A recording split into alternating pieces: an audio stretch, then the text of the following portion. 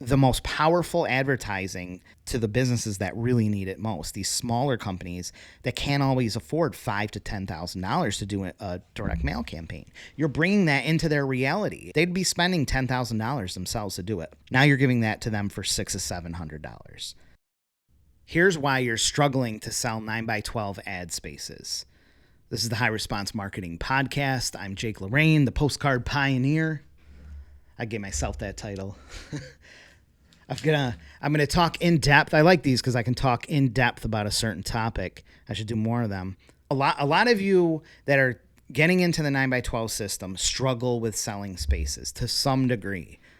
It doesn't go as smooth as you maybe thought it would, because at the surface it just looks so simple that anyone would understand this. That is, you're pretty correct. But it's not as simple as that. There are a lot of stupid businesses out there, stupid business owners out there that are just dumb to marketing. They're not going to see the value in it right away. They may not instantly get it like you do, but there's other things too. It may not be enough mailing for them. It may not be, you might be raising red flags in another way. Maybe the way you're presenting yourself or the way you prospected or timing. There's a lot of things that can go wrong that you weren't prepared for and that affect your ad sales, especially because some of these could have been sales, but you blew it in some way. So I'm gonna talk in depth about why you're struggling to sell 9x12 spaces at any level. This could be your 100th card, your 10th card, or you haven't even started yet at all. All of those are going to be completely applicable here. I just want you to come away from this podcast selling spaces easier. I want you to sell these things as simple and easy as possible. Do not overcomplicate this. And it's not about closing. I think a lot of people think that they gotta know the right thing to say, or tell me how I can convince these business owners that direct mail is, good and that it's not outdated or it's not bad. And what's the thing that I can say? There are a lot of little phrases that you can say and ways you can handle things, but that's a whole other topic. And it's a lot to take on. Like, selling spaces should be really easy and straightforward. They should not require magic things that you say that's going to suddenly, get them to sign up with you right away and be like, oh my God, you're right. A lot of it is actually things that you're probably not thinking of. So the first thing is mentally just sold on it yourself. That's like a huge aspect of it, is to make sure that you are completely sold on it yourself. If you know that it's a good deal, it's going to be easier to present that to someone else. So if you know that this is just like a really great opportunity, a great bargain, a great window of time to do this, it's going to affect how you like present it. So if you're excited about something and you really feel this is like just an amazing opportunity, which it is, that's going to come off from you to your customer at the same time, or to your prospect at the same time. If you are shaky about it, or you're just like nervous about what you're selling or where it's going to, or the type of business that you're dealing with, maybe you're nervous for whatever reason and you're shaky, it's going to throw off a ton of red flags. And if they question anything, you're not going to know what to do, and you're going to just break down and you're not going to sell anything. So you have to be confident that this is a good deal. If you're not sure, then reach out to me or someone and say, Jake, is this really good pricing, actually good pricing on direct mail? Is direct mail really outdated? Like, talk to someone. If you're in the elite group, Facebook group, in the membership, bring those concerns up so you get totally sure that this is a good deal. If you are shaky about anything, please bring that up, because you can't be. When you're going out and selling, you really don't want to be shaky about anything that you're selling. You really want to know what you're offering. And the good news is, there's nothing shaky about this. There's nothing sketchy. There's nothing like, this is not a pyramid scheme or an MLM. This is, which I hate, this is as good as it gets. A direct mail postcard should cost around $1 a piece, especially with postage has gone up significantly in the last year. It just went up again. quite a bit. A first class stamp is, as of right now in 2025, it's 78 cents. A stamp, just to send a stamp to a letter, is 78 cents in postage alone. If you were to do as a business owner 10,000 pieces, or even say 5,000 pieces, you're going to be spending $1 or more per piece. Paying the designer, getting the printing, the sales tax, mailing, postage, all that stuff is going to run $1 plus. You're probably in the like $1.10 to $1.25 range for most print houses, like the vast majority, for something mailed. That means if you're sending 5,000 postcards out, you're going to be spending $5,000 at least. It would not be even crazy to be spending $6,000 or $7,000 for a 5,000 piece mailer at most places. People are doing it all the time. Direct mail is a huge. If you look up the stats, there's a tremendous amount of money spent on direct mail every day. Why? Because it's like one of the most powerful. You could argue it is the most powerful form of local marketing.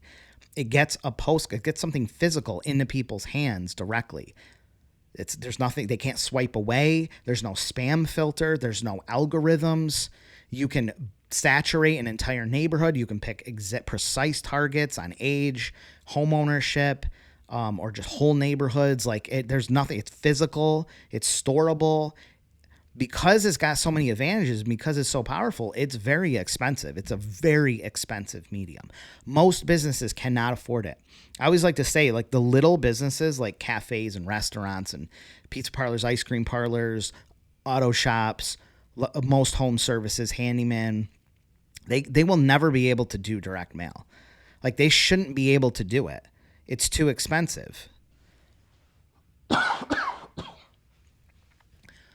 What retail shop owner or little boutique or pizzeria or coffee cafe place can afford $5,000-$6,000 to send out 5,000 mailers? Like, it's just not in the budget.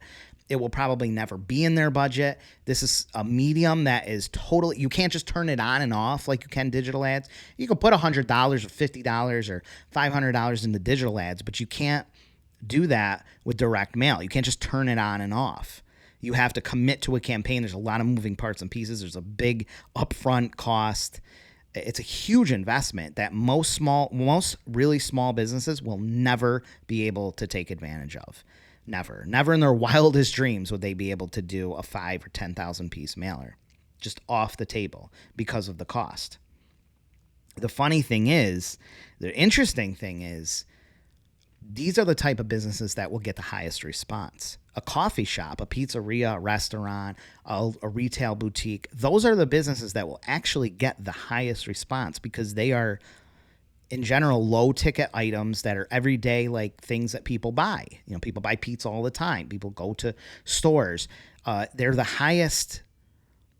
Think of ice cream. Think of oil changes. Like, they're the highest responding items, services and stuff, but they'll never be able to efficiently advertise over direct mail because of the cost. And even if they could, it would be hard to recoup that money. You spend $5,000. How do you actually recoup? You might get a lot of response, but it can be really hard to recoup when you're talking $30 average tickets. Like, you have to get a ton of response. They get a lot of response and they're really well received in the mail, but it takes a ton of response to make it a positive ROI. So that's working against them. It's working really hard against most small businesses. The ones that advertise in direct mail typically are businesses with very high tickets and businesses that have their marketing really dialed in. So you're talking higher end remodeling, businesses with sales staff like window siding replacement, the big dogs that have salespeople, roofing, things that are high ticket, lawyers, furniture, mattress, auto. That's why the auto dealer can send $1 billion of direct mail like constantly at you, and billboards and stuff, because they have their marketing dialed in, and it doesn't take a lot of car sales to make a positive ROI. So the brilliant thing about a 9x12 postcard, I'm assuming you're familiar with it if you're listening to this, it's just this big 9x12 postcard. It's huge, and you're getting other local businesses to share the spaces on it. You're doing something, you're bringing now the most powerful advertising to the businesses that really need it most. These smaller companies that can't always afford $5,000 to $10,000 to do a direct mail campaign. You're bringing that into their reality. It's incredible. All of a sudden, they don't have to spend $5,000 or $10,000. And in case of a 10,000 piece mailer, they'd be spending $10,000 themselves to do it. I'd say like $7,000 to $10,000 if they were to do their own 10,000 piece direct mail campaign. Now you're giving that to them for $600 to $700, a tenth of the cost. Businesses of all sizes can afford $500 to $700, absolutely. And you could do a 5,000 piece mailer that gets us into the $400 to $500 per ad space.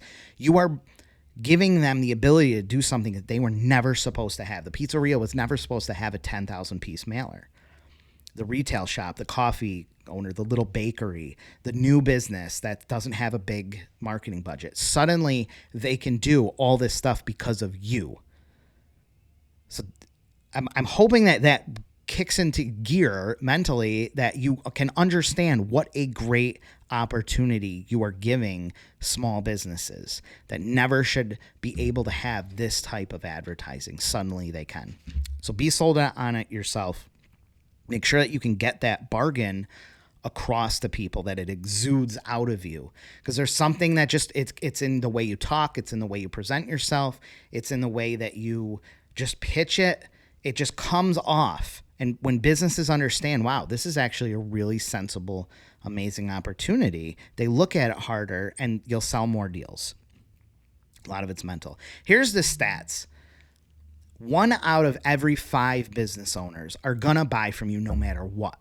1 out of every 5. If you just get this postcard, this sample piece, this opportunity in front of a business owner, 1 out of every 5 of them is going to say yes. They're just going to get it.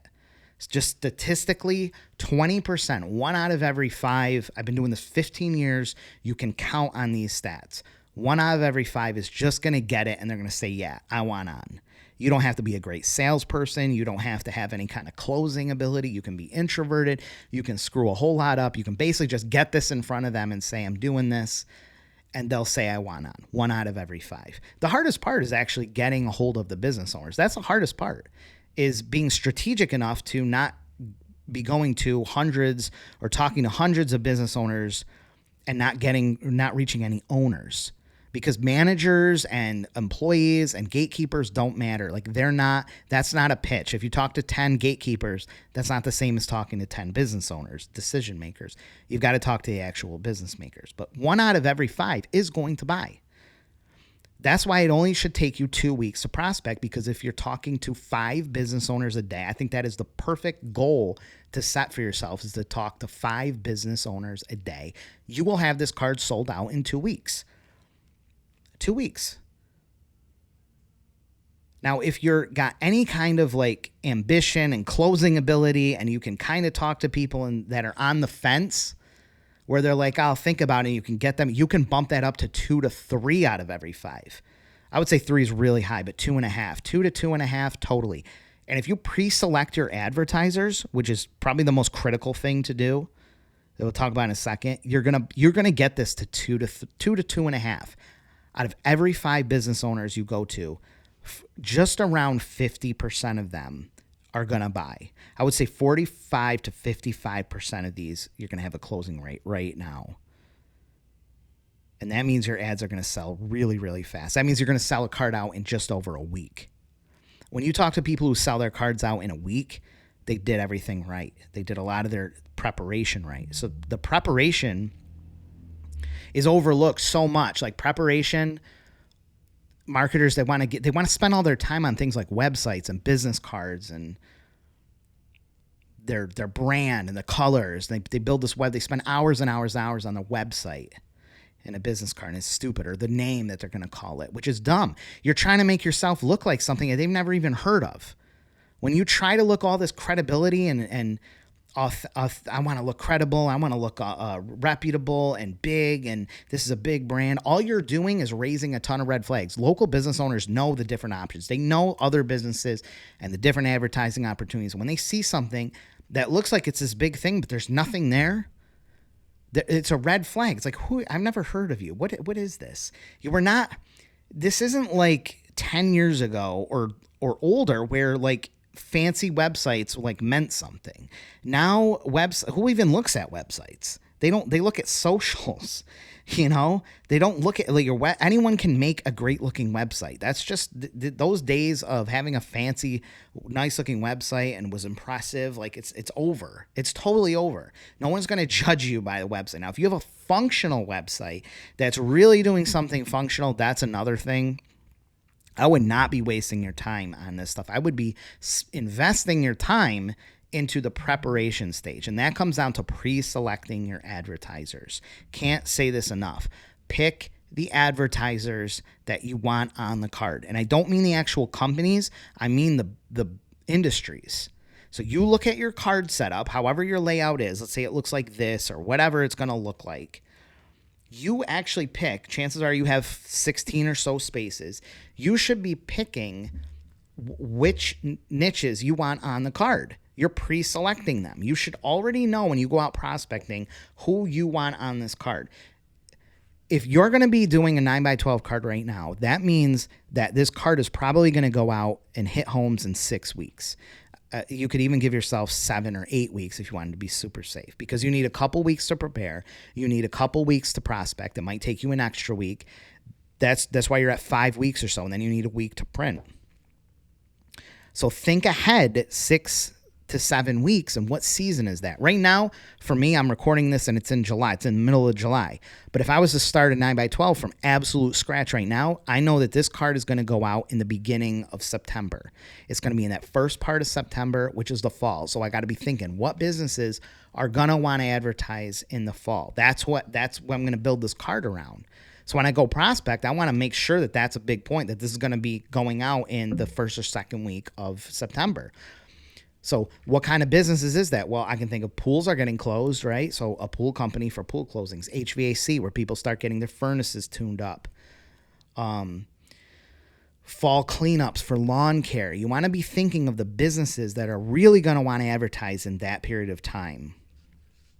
Don't be just thinking of right now. A lot of marketers do is they think of right now, and they fail to sell spaces because they're not thinking forward enough, and they're not even presenting to the business, hey, this is going out in September. You'd be a good candidate for that, right? I'm sure you'd want to advertise pool closing in the beginning of September.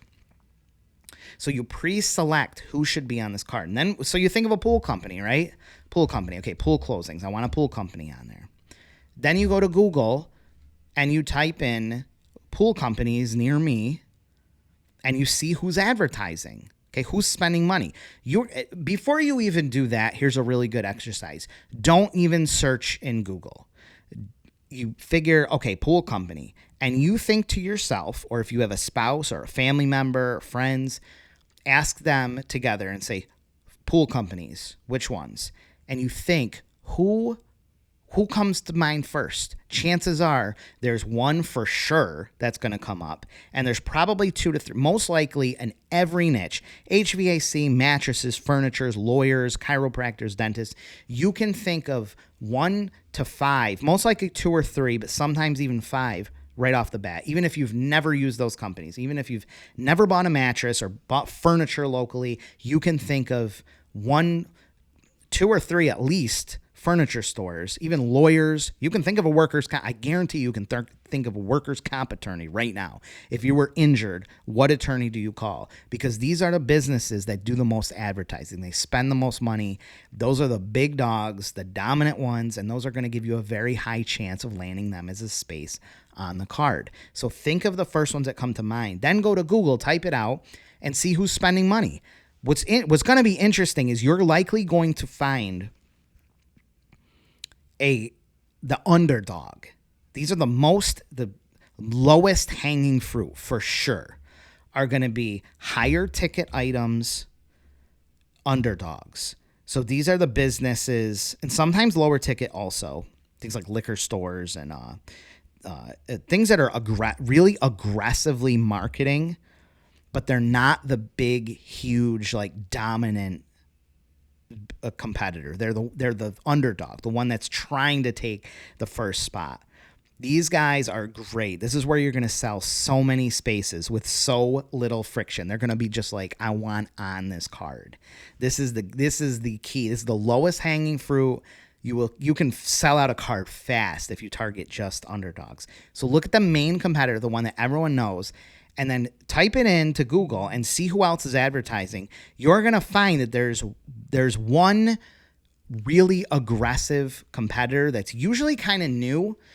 They're usually like a relatively new business that has only been around maybe a couple years, year or two, because they're super aggressive. They're trying to take that first spot. They're doing a ton of marketing. What I love about them is that they'll want to advertise on everything possible. The big competitors sometimes will be like, yeah, I don't know. We have a marketing budget and a marketing it's all planned out. They spend their money in this and that, and they get comfortable. They get really comfortable. And you may be seen as just a small fry thing, or it's not a big thing. Whereas the underdog, the aggressive underdog, is going to be like, this sounds incredible. This is different that my competitor is not. Now you can leverage exclusivity. They want to get on here before the big competitors on. They see this as I have to get on this right now. And they spend money like relentlessly. Like they spend it kind of. That's why you got to get them when they're new, because they'll kind of just dump money into everything. What I love too is that you can reach the owners really easily. When you're trying to reach the top dog, it can be hard to get the owner. These companies are entrenched. It's really hard to get the owner sometimes. But in the underdogs, it's easy. Like the owner will pick up the phone. They will get right on the phone. They'll answer a Facebook message. They'll answer an Instagram post. They'll answer an email. You'll talk to the owners really, really easily, and they will dump money into these things because they want to find something that's different. They're competing against the big competitor who's likely outspending them. So these kind of things is like a channel that no one else is taking advantage of, and they will go all in on it. And you'll likely get into solo mailers and stuff like that with them. But these are the businesses that will advertise you with no problem, and they'll probably buy double spaces. These are the ones that'll be like, how many for 2 spaces? I need this thing to stand out. How much for the whole back or a quarter? These are the businesses that you really want to go after. They're going to love you. So much of this is just not pre-selecting your card. If you're struggling to sell ads, you're driving all over the place, you're sending hundreds of emails, you have no plan for what your card is going to actually be set up like. Just go through all the ad slots that you have available and think of the advertiser that you can think of off the bat. Go search for that industry, type HVAC near me, and find the ones that are spending money, obviously spending money, typically the second one under, not the big top competitor, but the ones under. Those are going to be you're going to sell spaces so easy if you just follow that strategy. It's really great when you work with businesses like that because they don't care. Like they're not going to, a lot of times they're not going to care about the results. They're not going to be like, and they're not going to nitpick their ad. They're going to be like, let's just get this thing on and out. I want on this thing. They don't want their competitor there. You talk with a really small business owner, like a little florist shop or something, and trust me, I love helping these businesses. These are probably the ones that are one of the most enjoyable to work with because you can see them grow, but they can be a royal pain in the butt. They will nitpick their ad. Their ad has to be perfect. Can you move this text over here? And it's all for something that's probably not even going to get great response. They won't put a coupon because they're so scared to advertise. They'll put some weak offer on there. They'll nitpick their ad like crazy. They'll give you a really hard time about spending money, and then they'll be on edge the whole time. And then if they don't recoup that money, they're freaking out, and they'll never do it again and all this. And they're fine for one-off sales and stuff. But if you just talk to these really tiny micro local businesses, they're a pain. They are a huge pain. I'm sorry to say it, but they're a freaking huge pain. So if you want a ton of headaches, go ahead and talk to these really small businesses, but go in there with the expectation that these people are going to be a pain to deal with.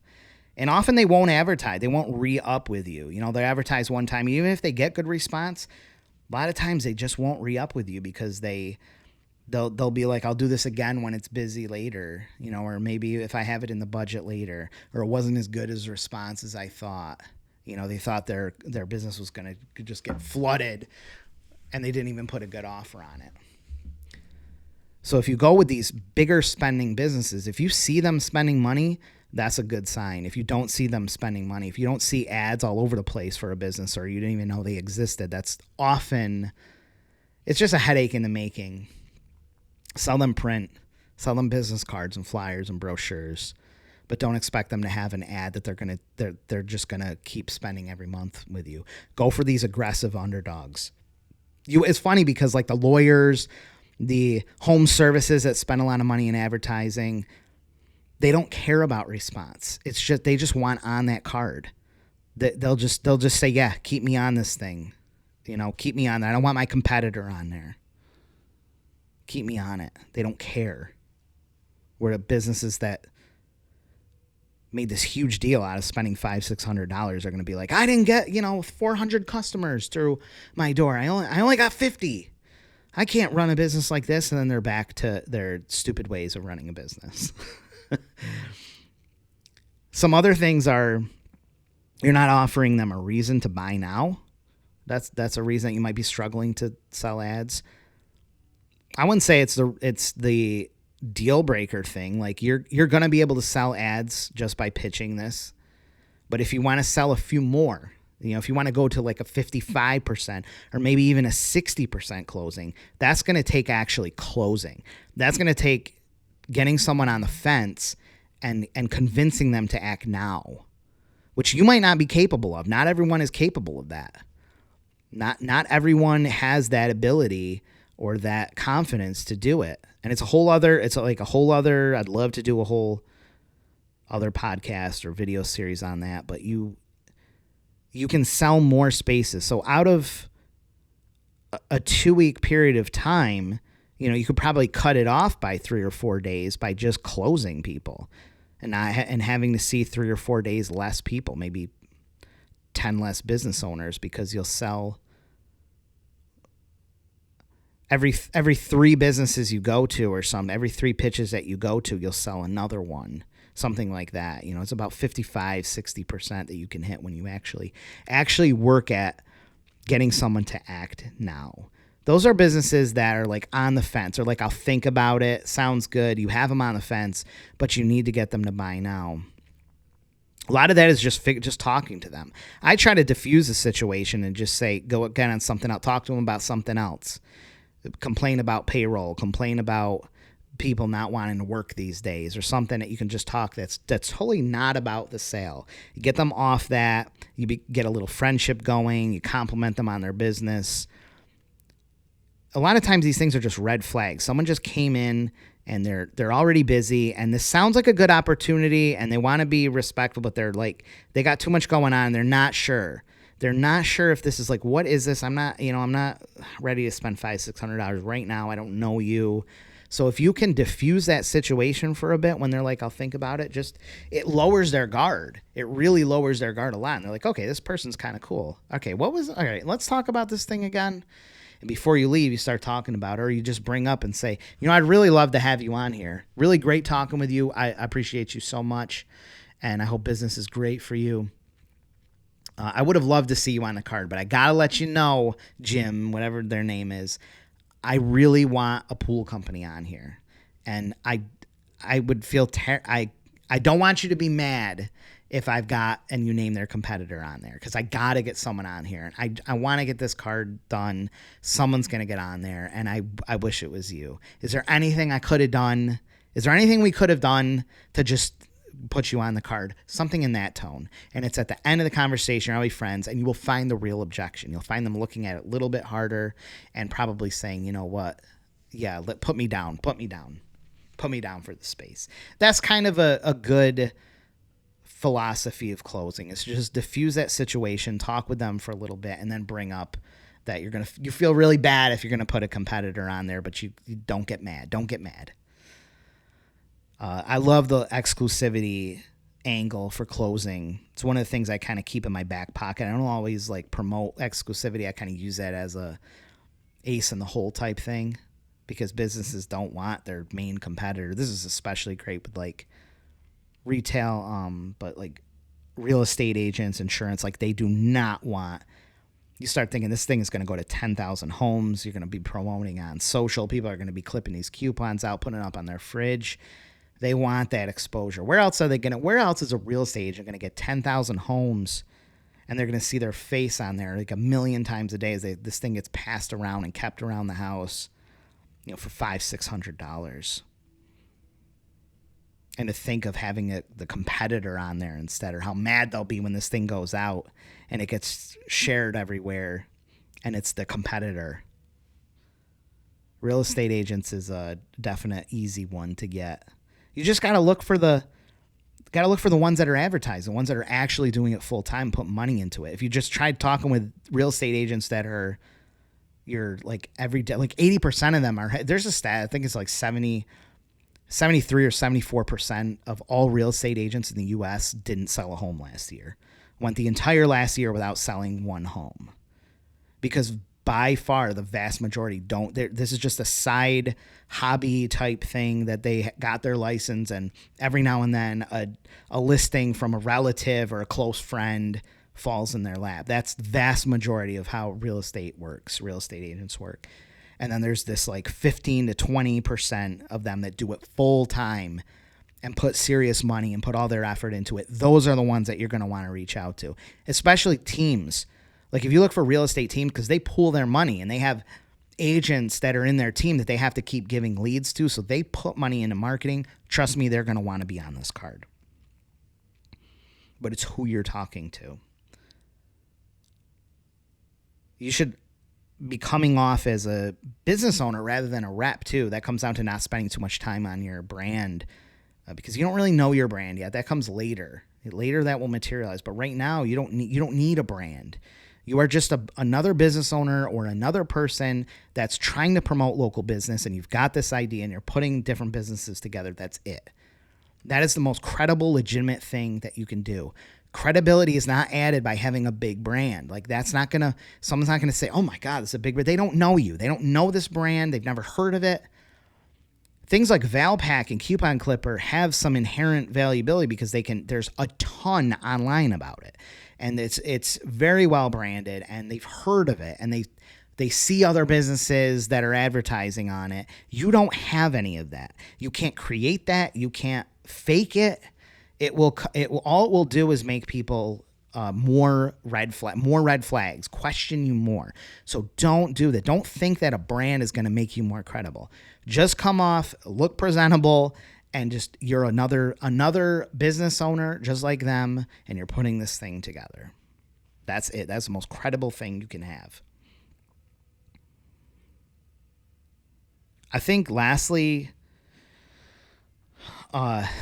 just understanding other marketing and how this is advantageous goes a long way, because you will run into people that question it.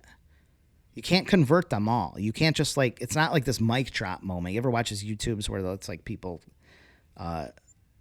it's political stuff where they argue and the mic drop moment and they crush the liberal or they crush the Trumper, and they're fun to watch. It's entertainment. You never change. That's not how you change someone's mind. No one's mind is ever changed by getting the mic drop moment or the argument, their logic destroyed. You have to do it much. It's fun for entertainment, but in real life, you're not changing anyone's mind. You're getting them angry and you're fighting. You should never be fighting.